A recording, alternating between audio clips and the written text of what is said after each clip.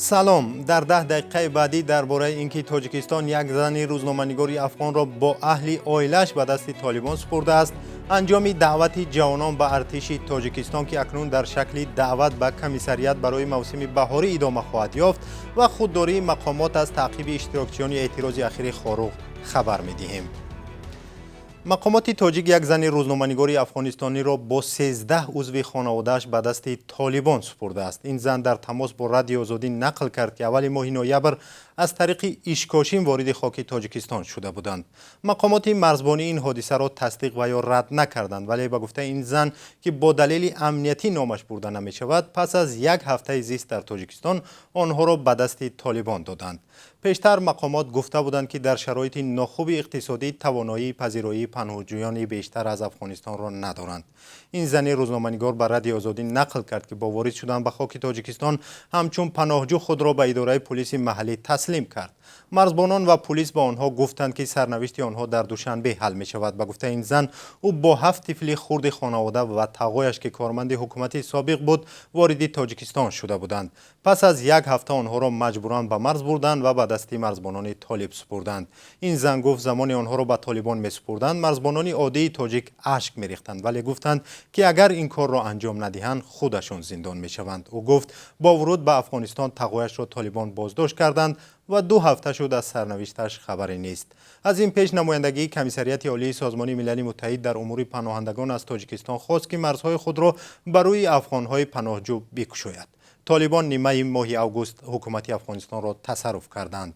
روزنامه‌نگاران و دیگر فعالان از ترس طالبان این کشور را ترک کردند. مقامات تاجیکستان گفته بودند که 15,000 پناهجوی افغان را قبول کردند، ولی زمان اخیر خبرهای زیادی نشر می شود که پناهجویان را از مرز پس گرداندند. وزارت مدافعه تاجیکستان خبر داده است که دعوت به ارتش رسما پایان یافته است، ولی دعوت جوانان به کمیسریت حربی دوام خواهد یافت. سامانه وزارت مدافعه تاجیکستان نوشته است که بر اساس قانون دعوت تیرمایی نوسکران از 1 اکتبر تا 1 دکبر دوام کرد، ولی برای آموزش و آمادگی به دعوت بهاری جوانان به کمیسریت‌های حربی دعوت خواهند شد.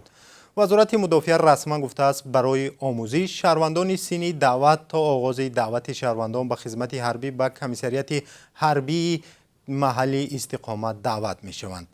از شهر و نواحی تاجیکستان روز 1 دکبر خبر دادند که ابله یا دعوت مجبوری جوانان به ارتش ادامه دارد. با وجود قبول قانون درباره خدمت آلترناتیوی که با سپردن مبلغ جوانان را از عهدهداری حربی آزاد می‌کرد، امسال نیز شکایت‌ها از ابله زیاد بود. در تاجیکستان تیر ماه و بهار جوانانی از 18 تا 27 ساله به ارتش دعوت می‌شوند. مقامات می‌گویند برخی از جوانان با هر بهانه از خدمت سرپیچی می‌کنند. اکثر جوانان می‌گویند فرزندان منصبداران به ارتش جلب نمی‌شوند و بیشتر فرزندان عائله کم بضاعت به ارتش برده می‌شوند که بار تامین خانواده را بر دوش دارند.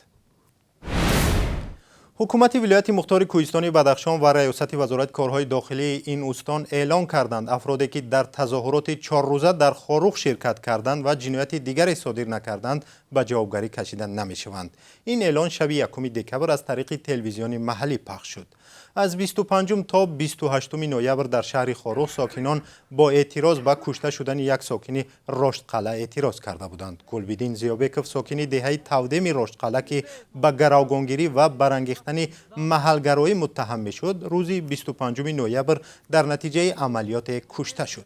مقامات محلی با اعتراضگران گفتگو کردند و طلب آنها را پذیرفتند. شرط اعتراضگران این بود که پرونده مرگ گلبدین عادلانه تحقیق شود، اعتراضگران به جوابگری کشیده نشوند و اینترنت دوباره در بدخشان دسترس شود. در اظهارات اولیه مقامات از هیچ شرط یاد نشده بود. شب گذشته باری اول رسما مقامات اعلام کردند که آنهایی که در اعتراض شرکت کردند و جنایت دیگری صادر نکردند از جوابگری آزادند. در تاجیکستان به اجازت حکومت برگزاری اعتراض جنایت دانسته می شود. در 20 سال اخیر هیچ بار مقامات اجازت چنین اعتراض را به ساکنان ندادند.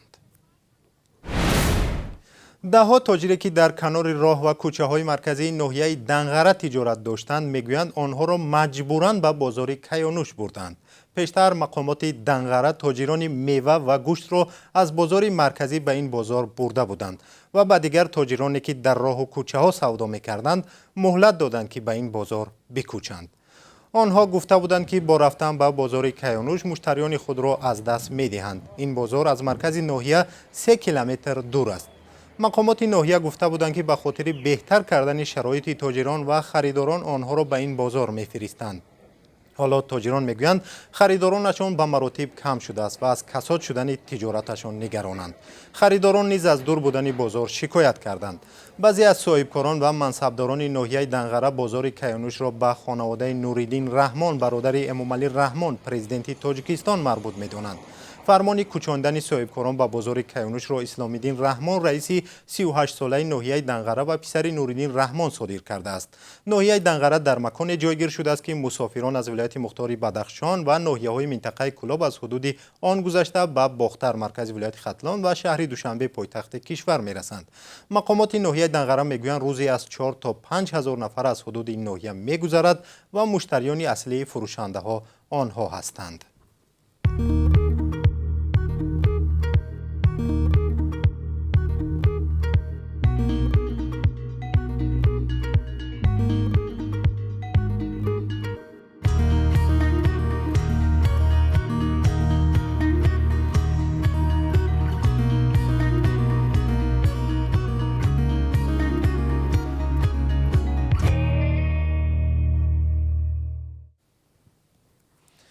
شب گذشته در مرز میان ایران و افغانستان میان طالبان و مرزبانان ایرانی زد و خورد صورت گرفته است. بخش افغانستانی رادیوی آزادی خبر داد که شب گذشته یک مرزبان طالبان گفته است که جنگ میان ما و ایران آغاز شد.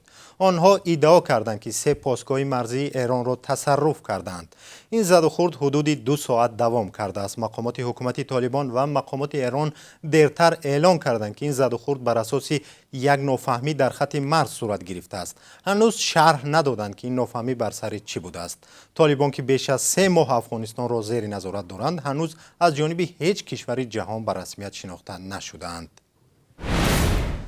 مقامات جمهوری چک رئیس فدراسیای فوتبال بلاروس ولادیمیر بازانوف و همسرش را به خاطر عمل خلاف قانون‌های دوره پاندمی کووید 19 از این کشور اخراج کردند. گفته می شود که آنها استثنایی محدودیت‌های سفر را درخواست نکرده بودند. روز 1 دکبر پلیس چخیا گفت که 30 نوامبر 2 شهروند خارجی دستور گرفتند که تا آخر روز از قلمرو منطقه شنگن بیرون شوند. پلیس افزوده است که تفتیش مکان زیست این 2 نفر ثابت نمود که آنها هنگام ورود به چخیا خلاف دستورهای وزارت تندرستی این کشور عمل کردند. رسانه‌های چخی از قول وزیر کارهای خارجی چخیا یاکوب کولهانک نقل می‌کند که روز 1 دکبر روادید سفری بازانوف و همسرش به منطقه شنگن به اعتبار دانسته شد و آنها را از بازداشت رها کردند. طبق سخنان وزیر آنها امکان یافتند که فوراً از خاک چخیا بیرون شوند. خبرگزاری روسی تاس نوشته است که 1 دکبر وزارت کارهای خارجی بلاروس دیپلمات‌های چخی مستقر در این کشور را دعوت نموده با آنها نوت‌ی اعتراضی تقدیم کرده است.